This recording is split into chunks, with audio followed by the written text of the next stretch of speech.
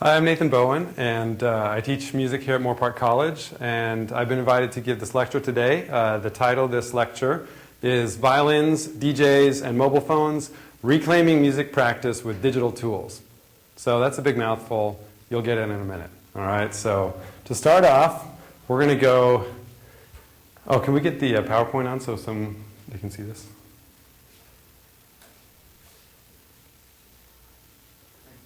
You're good? I'll keep talking. Okay, so I'm going to tell you guys about a book that is written by a guy named Edward Bellamy.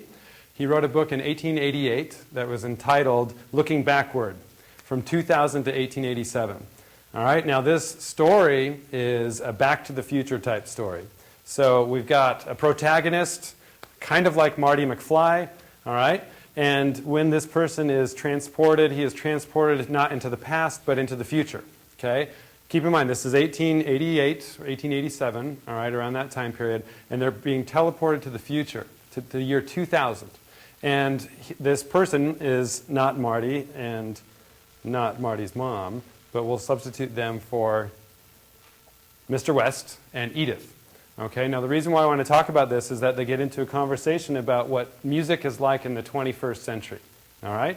So I have a quote here that I'd like to read from this conversation. So we have Mr. West, the time traveler, and his hostess, Edith. All right? And he says, "Nothing would delight me so much as to listen to you," he said. She said, "To me? Did you think I was going to play or sing to you?" So this is the future version of what this person, the author, is imagining. She says, "Of course, we all sing nowadays as a matter of course in the training of the voice, and some learn to play instruments for their private amusement. But the professional music is so much grander and more perfect than any performance of ours, and so easily commanded when we wish to hear it, that we don't think of calling our singing or playing music at all." All right? So, kind of interesting. So what happens next? She's saying, "I'm not going to play music for you," and she hands Mr. West a card. Okay? And on this card is a program of choices, options to play. This is 1888 when this is written. Okay? So Mr. West looks at it and is completely bewildered. He says, "This is the largest program of music I had ever seen." He says it is as various as it is long. It was scheduled for 24 hours a day.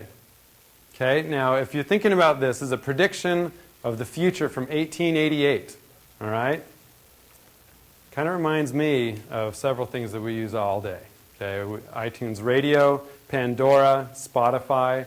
These are types of services that we use to access music 24 hours a day. It is various. We can listen to any genre we wish. It is long. There are thousands upon thousands, if not millions of selections that we can make. Pretty slick observation for well over 100 years ago. Okay? But this is actually not the object of my interest for today. I'm interested in what happened with the expectation for performance, and that he was surprised that she was not going to perform for him. So at the beginning of this quote, it starts off with him saying, "Nothing would delight me so much as to listen to you," i.e., he's expecting a performance. Okay? And she says, "I'm not going to perform for you. I'm going to give you something that you can listen to."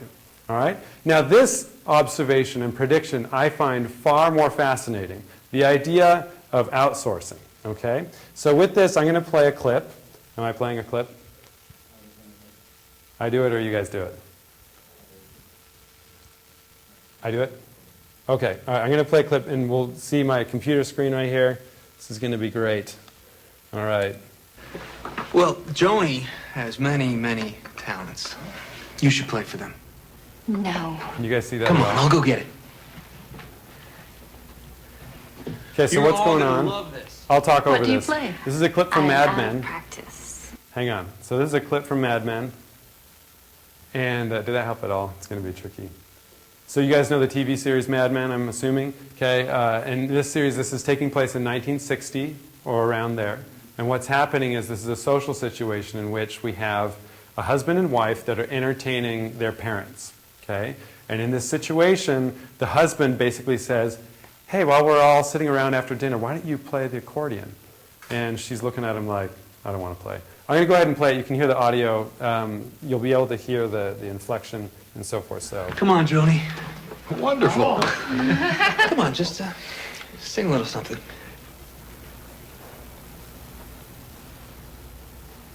It'll be just like the olden days. We used to sit in the parlor after supper, and my mother would play the piano while we read.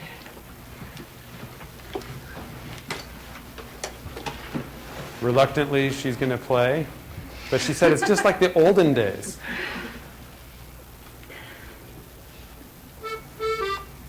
La vie est là, qui vous prend par les bras, ooh la la la, c'est magnifique. Des jours tout bleus, des baisers lumineux. C'est magnifique. Donner son coup avec un bouquet de fleurs, ooh la la la. Mais c'est magnifique. Okay. So, I'm going to go ahead and cut it, and I'll let it go. Un mariage de mots, c'est magnifique. Okay, so that scenario is, I think, a very rare thing these days. Okay, we never see this scenario play out. I'm pretty sure that if I were to ask you, if you were in a social situation, any social situation, and someone said, play something for me, all right, I would guess that that's going to create a really awkward scenario. It's actually this computer screen here. Okay, so anyway, this is a rare thing, okay, and back then it was old school, the idea of playing music for somebody, okay, but before we had recording technology, that's the way that it worked, okay. So if we could pull up this slide here, the idea of playing something for us, all right, this is a painting of famous composer and pianist Frederic Chopin, okay. He'd be invited to play his compositions for a group of people, and this was a form of entertainment. It's largely obsolete, okay, but not really, if you think about it. We actually, this idea of play something for me, we do this all the time, okay, through the form of iPods, portable MP3 players, whatever, pulling up a YouTube video online. We share music just as much as they share that. So that aspect is not lost. But the performance aspect, that all of us are expected to be able to play an instrument, that has largely gone out the window. Okay? And there's a reason for it. Okay? It's not necessarily because of, I would say, for instance, there was an expectation in the Victorian era for females to know how to play these instruments. It's not because of maybe the feminist movement to say it's not just women that should be able to play. No one should have to play. All right, it's not that sort of thing. I want to focus back on this quote from the Back to the Future story here.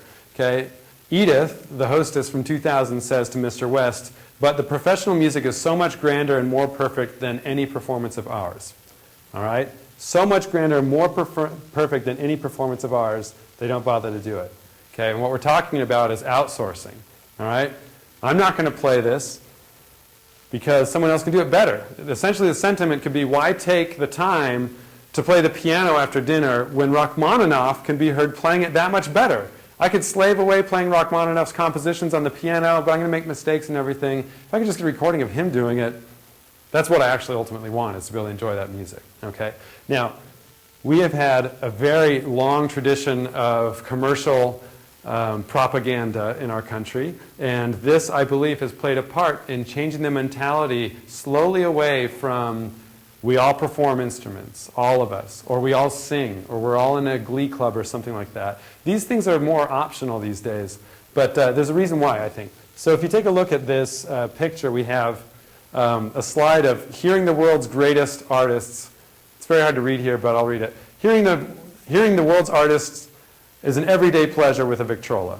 All right? So they're trying to sell you on this idea that you can hear world-renowned artists right in your home. You don't have to go to the concert hall. It can come to you. Okay? Here's another advertisement. So the same company. The Victrola, the ever-ready home orchestra. And the great benefit of this is that you don't have to have your dance partner busy at the piano playing.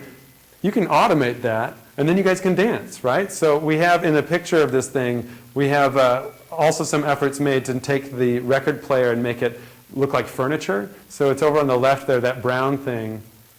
That is the record player, all right? And it's trying to make it take away from the machine, the fear of industrialization creeping into everybody's lives, and now we're going to domesticate it, make it look fine. It blends in with your domestic other furniture items, and it looks great. Okay? Now, to me, what happened is over time, we changed from the need, not necessarily a need, the suspicion of having these things in our homes to wanting it. So the label on this ad says, "A home without a victor is a stage without a play."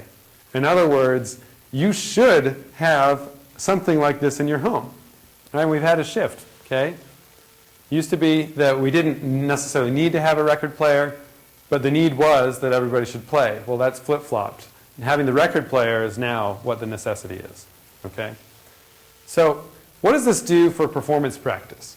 All right, what has happened as recordings have come in? It certainly hasn't necessarily made it extinct, but I would argue that performance practice, the idea of making music with our vocal cords or with our fingers, toes, whatever, this culturally is an optional thing. Not everybody does it. Certainly it hasn't gone away, but I'm talking about not everybody does this. Whereas before, it was a matter of protocol socially that everybody played music. Okay? Obviously, they didn't have the option of listening to music when it was played from a recording.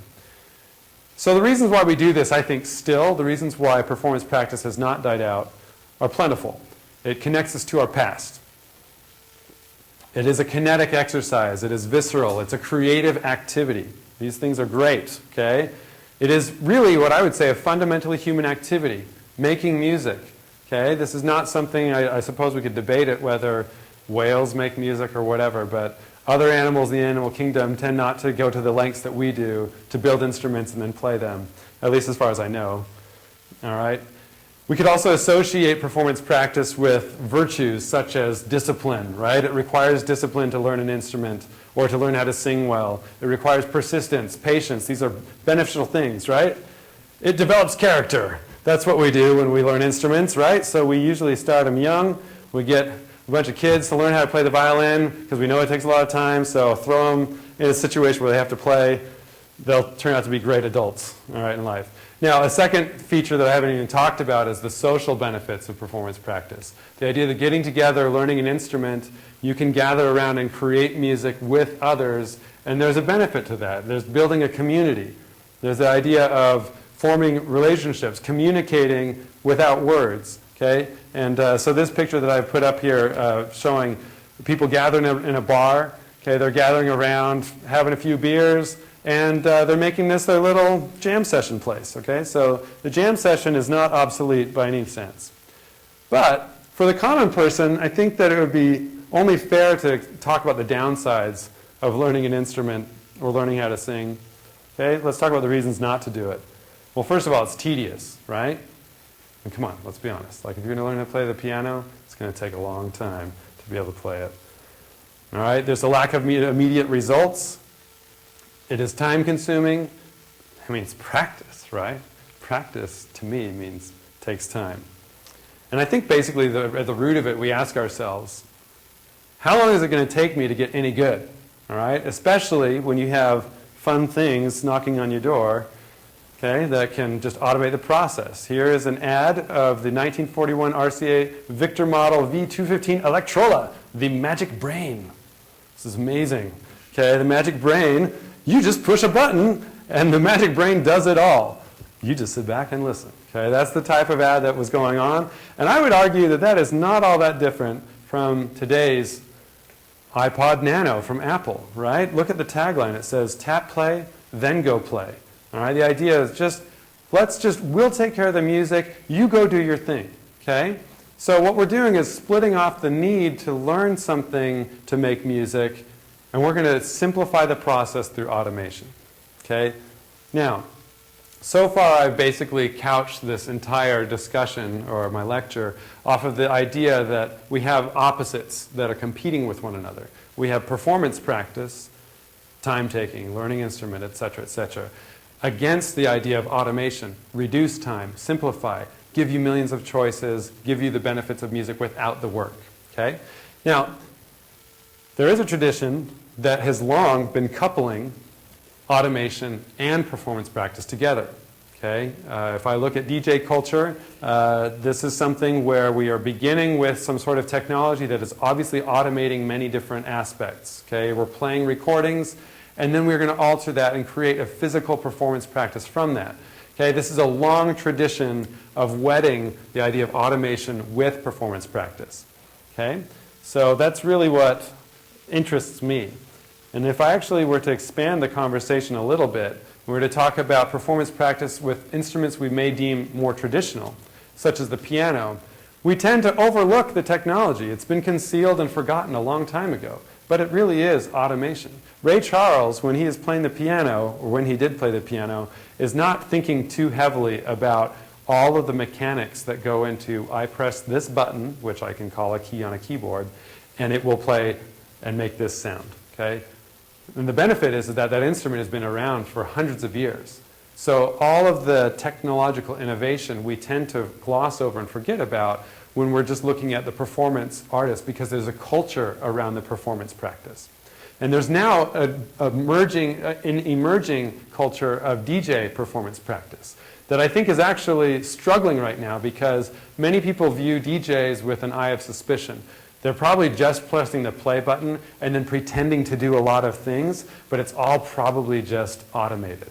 Many people think that, and I think DJs have to overcome that and figure that out. How do we make sure that what I'm actually doing is valued as a live performance art? Okay? All right, so I'd like to actually show you a couple things, some emerging forms that have to do with this merging of performance practice and automation. And I'm going to show a clip now on my computer, okay, of, oh, I'm going to play these out of order, Walk the Earth, okay.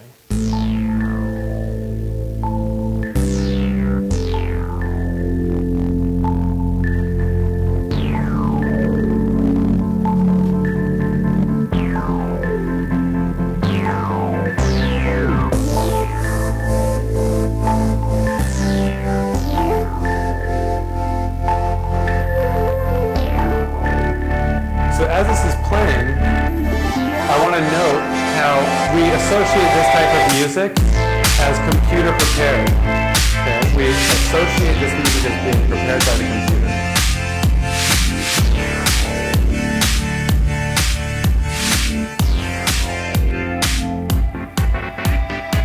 I know that I messed up a few times, or what you want to call it. I know if I fell down, you changed the way that I saw it. I put it on the line for this time only.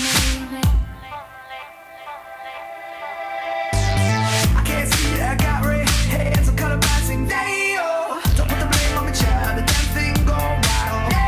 Oh, never wanted to be fooling you. Can't believe I was fooling you.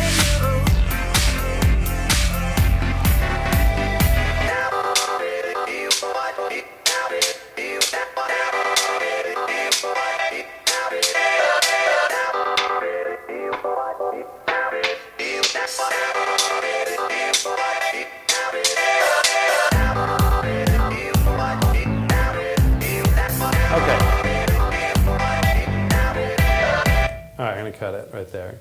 All right, so what's really interesting to me about this is that we're seeing a situation where we are normally associating this music as being prepared with maybe software and a computer situation setting right here. And yet what we're seeing is that we have the live performance aspect reinserted on top of that paradigm. Okay, so there's this sort of reclaiming going on, saying we're going to get what we have lost back into this music. We're going to take something that we normally associate with, you just press the play button, but now we're going to play it a bunch of times. Okay, and it's going to be as though we're basically playing the piano. I look at that and it looks no different to me than someone playing the piano. Piano, the same sort of technique, timing involved, physical preparation, memorization of where you need to put your hands, those sorts of things. That's kind of what's going on. And that's exciting to me because I think that we have an emerging culture where there's a desire to reinsert what is human about making music back into the technology that has sort of been putting us back and away from what makes us human. Okay? All right? So this is my basic question. Okay? Is there a way that we can do this not just for specialists, but can we do this for the masses? Is there a way that we can reclaim the idea of playing music every day, physically, with our fingers, with our minds, with not just pushing a button and then tuning out or making it become background music? Can we make that something that everybody does? In this video that I played, these are specialists, all right? These, to the vision that we had in the book that I was referring to at first, that type of situation was talking about outsourcing to professionals. I view that situation we just saw in this video as a professional setup. These guys have trained, they have practiced, they're in the performance practice, but I don't think that everybody's going to walk out today and do that same thing because A, they may not have the equipment to do so, all right? It may be prohibitively expensive to get the type of gear that they're using, or maybe not. It's getting cheaper all the time. Okay, so what I'd like to do is focus for a bit on the mobile phone. Now, I believe that the mobile phone is uniquely positioned to be a musical instrument. Okay, and the reasons for that are that all of us have one. It is ubiquitous. Okay, it's in the pockets of not millions of people, billions of people. There are actually more mobile phones than there are people walking the earth. Okay, it is completely permeated our culture, and it's here to stay. It's not going to go away. I think that's kind of unique, okay, because these mobile phones are increasingly sophisticated. They can do more and more things, longer battery life, more power, more computational power, more hardware innovations, and definitely more hard drive space. Okay, they're also networked. That means that we have a possibility for social interaction. Okay, and also, currently we have a stable marketplace for the dissemination of mobile apps. Okay, we can get new instruments basically downloaded to us easily. There's a market that can sustain the innovation that would drive the creation of these types of things because there's money involved, okay, which may be a savior for the music industry. Who knows? Okay, the problem is that mobile phones completely lack a performance practice. If you were to think of what does it look like to play a mobile phone, who knows, right? Right now it's completely arbitrary. There is no culture around what it looks like to play the mobile phone. There is a culture around what it looks like to play the piano. If I were to do air piano, I could simply do this. You guys know what I'm doing if I'm doing this. Or if I do this. You guys are doing your best not to laugh. I appreciate it. I'm trying to get a laugh. Not happening. Okay, all right. So if I do that, you know what I'm doing. There's a culture surrounding the idea of guitar. If I play air guitar, you know what I'm doing. There's gestures, things that I do that make it look like what we're used to seeing. If I were to do this, okay, you probably think I'm being air DJ. It's now becoming part of our culture that we understand what that means. But to play the mobile phone as an instrument hasn't happened yet. To me, that's exciting because I think that we are on the precipice of doing many interesting things. So I'd like to show you a couple things. All right, there are people who have been interested in trying to create the mobile phone as an instrument. And I'm going to play a video here that is created at a center in Paris that basically tracks the gestures that someone makes and then will create sounds based off those gestures. So this person's inspecting a phone. And as she lifts it up, that gesture is recognized and it plays a specific sound.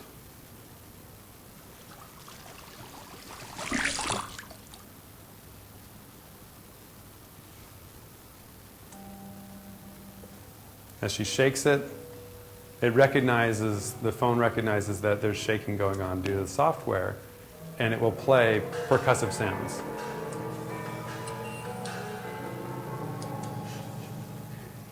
Okay, so then she's going to shake it a little bit differently, and it plays different percussion sounds.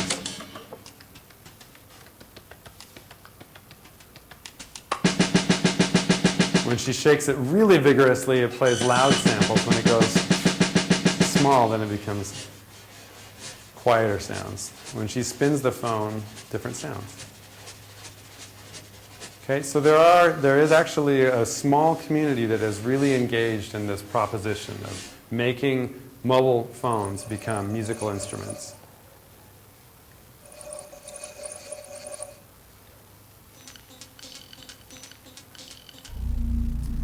Okay, so making all sorts of fun sounds.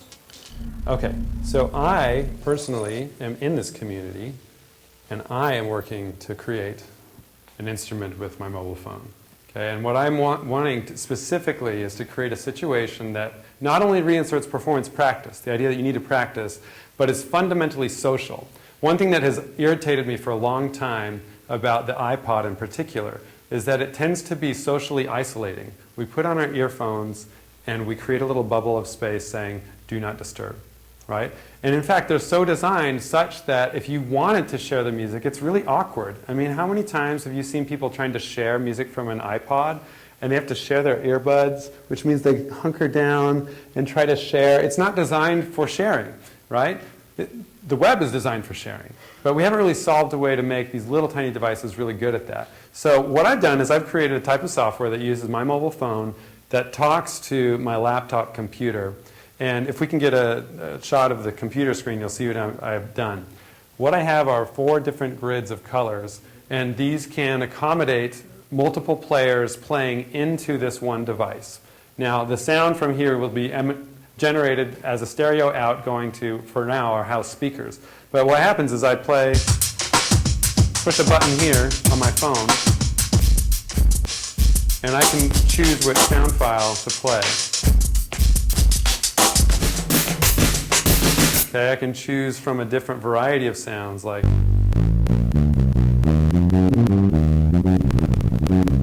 now what I'm doing right now is I'm using sounds that we already associate with pre-existing instruments, the bass. So if I'm playing with this one,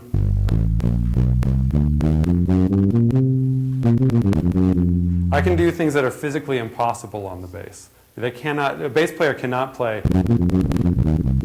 that fast. Maybe they can, I don't know. I don't know anyone who can play that fast. I'm just messing around pushing all these buttons on this phone, right? So then, let's see. You could take the idea of maybe Saturday Night Live setting and cut up that recording and parse that out to multiple performers and then figure out a way to play together. Now the benefit of this is that for the masses, if there's no performance practice, you're sort of doing the heavy lifting by outsourcing all the expert work, the virtuosity to the recordings. But I get the benefit of being able to perform, because I get to choose which songs that I use.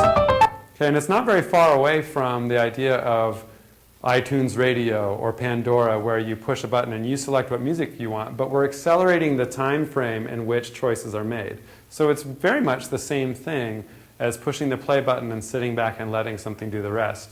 But I would argue that playing the piano is doing that exact thing. It's just that many different things are automated in a time scale far more reduced than playing things off of your iPod. Okay? So I'm trying to reassert the idea of performance practice this way by having it all happen on the phone with the ability to have the automation left over here, but you still get the benefits of performing. It takes practice to do this stuff. All right, so there are many features on this, such as using my accelerometer. All right, panning, EQ. Okay, and so forth. All right, so hopefully my idea is that over time this thing will catch on. Obviously I'm hoping it catches on. But I don't really care if it's this incarnation. What I'm mainly hoping for is that we're going to be back in a day like those of the olden days where everybody is going to be playing music and as a matter of social expectation. Okay? So along those lines, we return to the PowerPoint here. I'd like to go back to the way I started.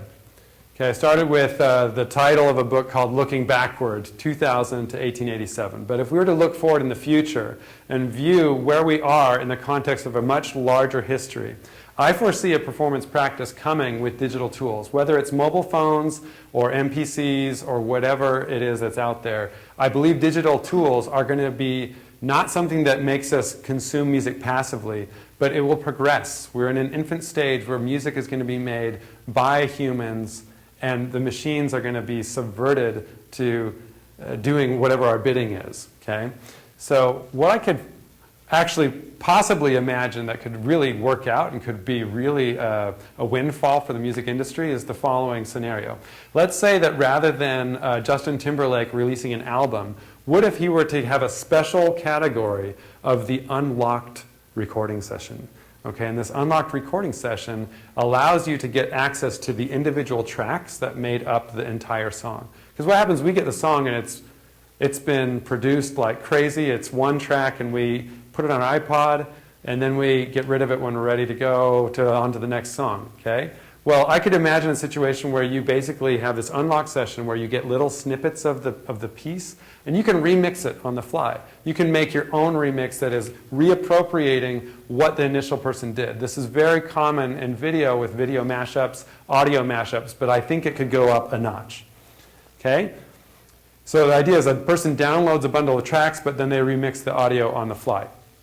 I can envision a situation that this is a default social activity, that we are no longer wanting to simply tune out, turn on the TV or whatever, and just let things happen to us where we are passively observing this, but that we become more active, and that's the way that we want to be entertained. By reclaiming the social aspect, doing it with friends, okay? And I believe that if that's the case, there will turn a point, there's going to be a turning point where it's going to be socially expected that everybody knows how to do this. That all of you guys are going to be expected. If you're going to be showing off your status as an awesome person, okay, well, you're going to need to know how to do a pretty good remix. Because if you can't do a pretty good remix, then you're a nerd. Or you're something, well, you probably are nerdy if you're doing a really awesome remix, but something, some sort of negative thing. Okay, I'm a nerd. I like nerds. It's positive.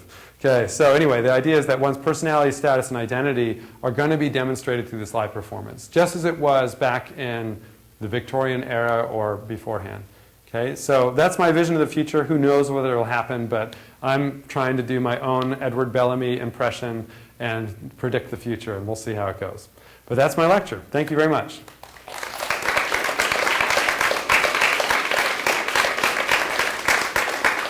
So I believe it's question time. I think we have a little bit of time for Q&A. I think a mic will be passed around if you have questions.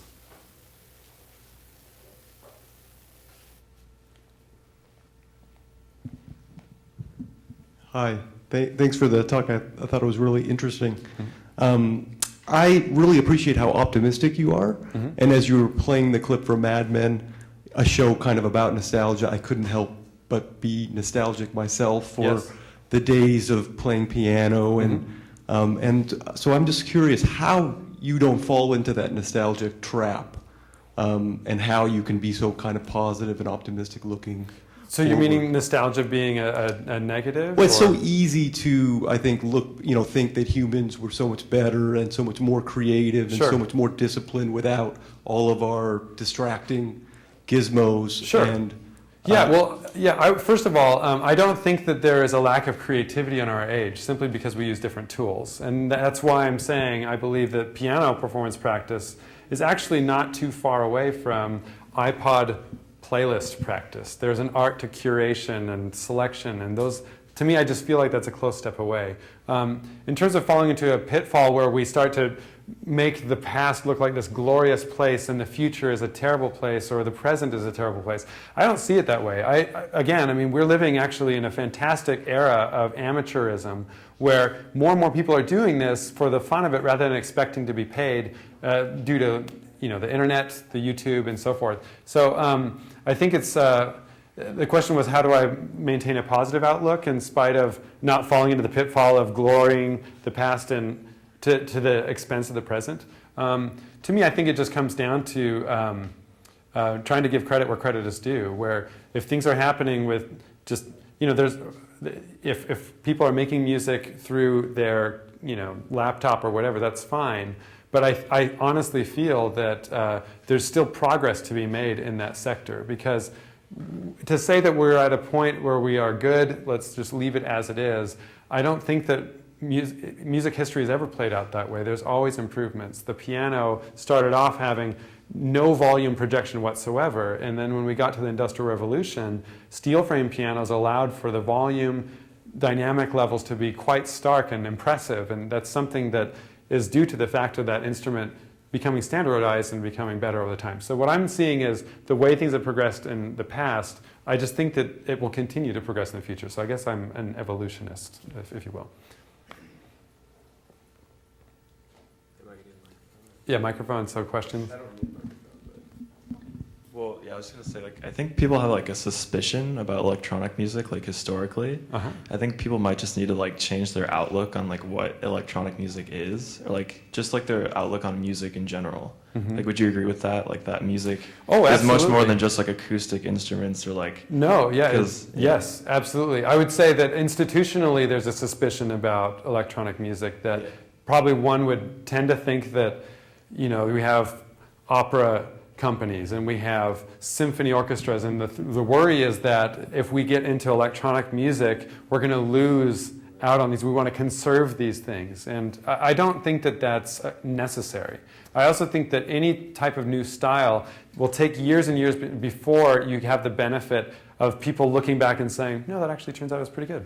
That was really good. We should actually talk about this and teach this in our school. So there are actually, if we're talking about academics, since I mentioned that, there are many, many programs that I think are right on the ball with this sort of mentality that there is a value in the culture of electronic music. And especially for anything that catches on in a grassroots fashion, that becomes a phenomenon, that will guaranteed become something that will be in a textbook down the road because it was a phenomenon. We tend to want to highlight things that were socially and culturally important. Whether or not that's taught in a textbook now, it may be taught in a text document of some sort, book, I don't know whether it'll be a book, but I would be optimistic about it because I think that it will catch on and become entrenched as more and more people, the generation that grew up with it, they have kids and they grow up with that then.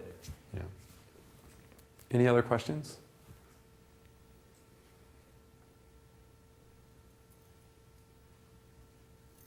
Okay. Oh, yes. I was pleasantly surprised recently when I heard that Brian Eno invented this singing group. And it was like a very casual a cappella singing group that was meeting in apartments in London. So I was wondering if you feel that 4Q project is conceptually similar to that, or is it on the opposite side of the spectrum? Whether my project is? Yeah. Oh, no, it is conceptually very similar. So what happens is, basically, honestly, I go to parties and I get tired that I'm the music guy, and people are completely afraid to admit any sort of musical inclination whatsoever because they're intimidated. And I think, why? I just want to talk music and make music with you.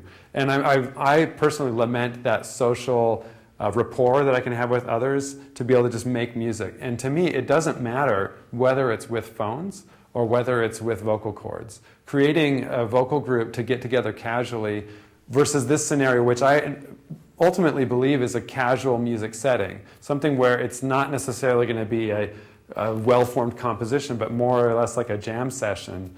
I'm more trying to reclaim or capture that sort of spirit. And to me, I just happen to also be a geeky guy that likes electronics.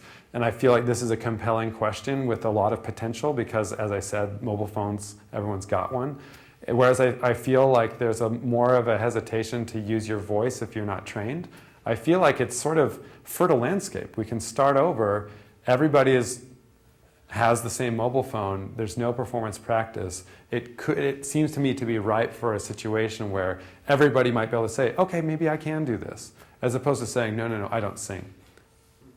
So to me, they're absolutely no different. You get the same virtues and byproducts by having a singing group or using this mobile phone. So for me, what's happened is I've tended to value these small amateurish settings where I'm getting together with friends to do an arrangement where we sing.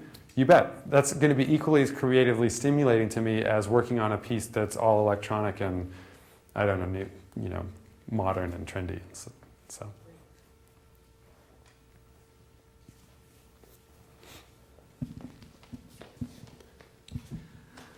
So I just wanted to talk about like electronic music in our culture right now. And if you look at the top 20 charts on radio, most of the music is created and composed electronically. Yeah. I wanted to ask you what you think it's going to take in our culture and our society to kind of get people to, first off, understand that all of these sounds are being created electronically and they are very familiar, and also the point leading up to where people actually understand, hey, I can do this myself. Okay, so you're saying there's a stigma with electronic music. You wonder when that's going to pass and when it will be that people feel like you can access and create these sounds yourself. Is that Yeah, because right now when I'm an electronic music producer and I tell people that, and I still get weird looks from actual musicians who play instruments and stuff. So. Oh, and you feel like you're treated as a second-class citizen. Kind of, but Yeah. at the same time, when they tell me their favorite song is Levels by Avicii, I'm like, I know how to create that. Yeah. And it's a weird stigma where it's kind of like traditional musicians aren't, in a lot of instances that I've faced, they're not open to actually like kind of morph into like the new and utilize the new technologies. Right. Yeah. I don't know when that stigma is how long that'll last, because what we're really talking about is the difference, and I think the safe haven of a well-defined culture surrounding a certain type of instrumental practice, rubbing against one that is emerging, an infant, right? So I think that there's going to be always the same questions before. There's always suspicion about these new things coming in, and it's somehow threatening. And typically there's a sort of a threatening component to it. I think that the fact that we have electronic music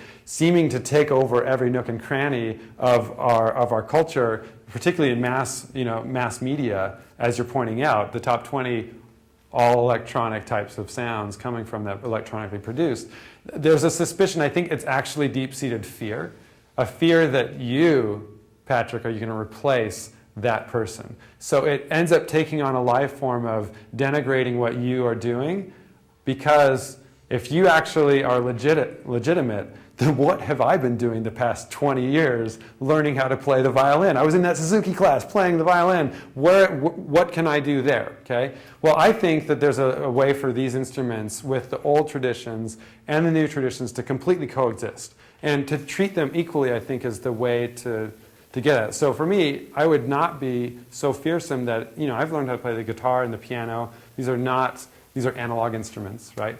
And for me, I feel like, yeah, I play these things. This is part of my bag. And I also do this. So I guess for me, because I do both, I feel like I'm legit. This way I can have the benefits of having the membership card to that group. And I also have a membership card to this group. How long these stigmas will last, I don't know. It'd be nice if they'd go away, though. Okay. I think another thing, since electronic music, at the beginning was very, very experimental, in the 50s, because it was very, just beliefs and, it was just, very out there. Mm-hmm. You know what I mean? In the 50s. And then, of course. Electronic music kind of became this thing where, it was a very poppy thing. The way people see electronic music now is, just a beat and, like Avicii stuff. But I think electronic music can be something way more than that, because there's really no limits to it. Right. But there's been a limit put on it. Yes. So I think we have to get out of this thing where it's this is what electronic music is. Yes. Or this is what it could be. I couldn't agree more. I think that within electronic music, there's actually a tremendous amount of conservatism within it. And it's extremely conservative in terms of so many parameters that make it. And it would also benefit from being a little bit more open-minded. Yeah, totally. Okay. I think we're out of time. Thank you so much for your questions. This is a lot of fun.